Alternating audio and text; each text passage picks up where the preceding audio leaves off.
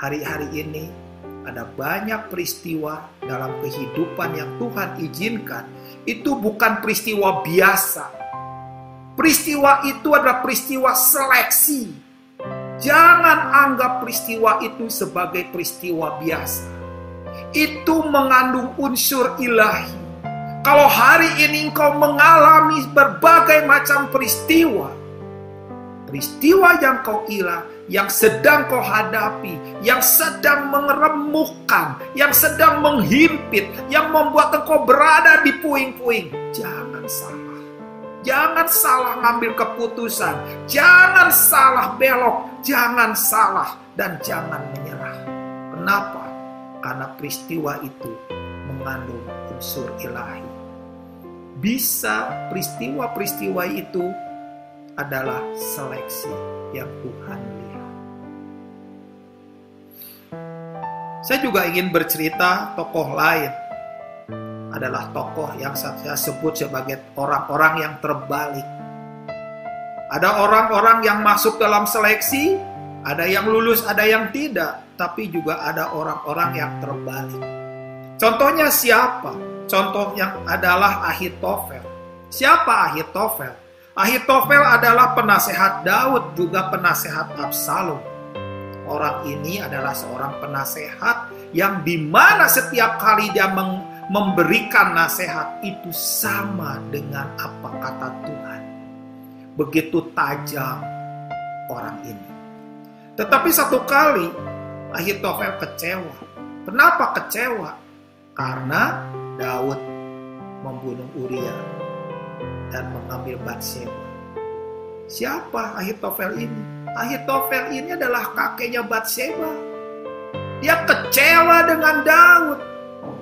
Itu yang menyebabkan dia akhirnya terbalik. Yang di depan menjadi yang di belakang, yang di atas menjadi yang di bawah, yang diperhitungkan menjadi orang yang tidak diperhitungkan. Apa yang terjadi dengan Ahitofel? Ujungnya dia bunuh diri.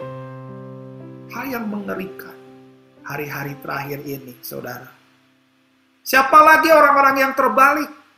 Orang-orang terbalik adalah gadis-gadis bodoh. Orang-orang ini adalah orang-orang yang harusnya masuk dalam pesta, tetapi tidak dapat masuk.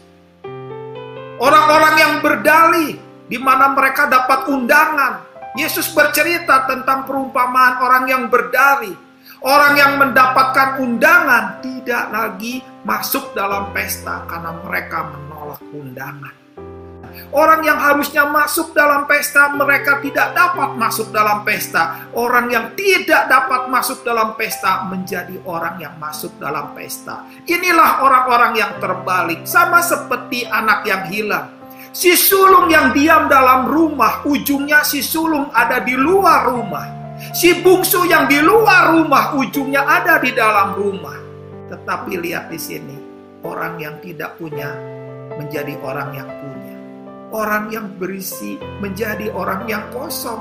Orang yang di luar menjadi orang yang di dalam. Orang yang di belakang menjadi orang yang di depan. Orang yang di depan menjadi orang yang di belakang. Orang yang hari ini penuh dengan roh, harusnya tetap penuh dengan roh. Tetapi karena kecewa, hilang perkara-perkara yang ilahi. Hati-hati saudara, hati-hati. Kenapa? Karena bisa menjadi yang terbalik. Wahyu 3 ayat yang ke-11. Aku datang segera. Peganglah apa yang ada padamu, supaya tidak seorang pun mengambil mahkotamu. Ayat ini berbicara apa? Ayat ini berbicara tentang memegang apa yang ada padamu. Itu artinya tetaplah engkau bertekun. Tetaplah engkau setia. Tetaplah berada dalam posisimu. Tetaplah terikat. Pinggangmu terikat. Tetaplah menyalakan pelitamu. Tetaplah siap sedia untuk melayani. Karena itu, nasihat Wahyu 3 ayat 11 ini, peganglah apa yang ada padamu. Jangan hilang. Jangan dirusak. Jangan dibuang. Jangan dihina. Jangan dilecehkan. Hargai apa yang sudah Tuhan bangun.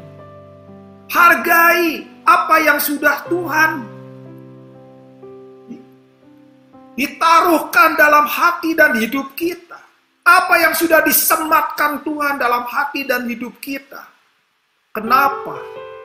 Supaya tidak seorang pun mengambil mahkotamu. Ayat ini berbicara bahwa ada orang-orang di hari-hari terakhir bisa kehilangan mahkota. Seperti orang yang tidak lulus daripada seleksi. Seperti orang yang terbalik. Ada orang-orang yang kehilangan mahkotanya. Dan itu bisa terjadi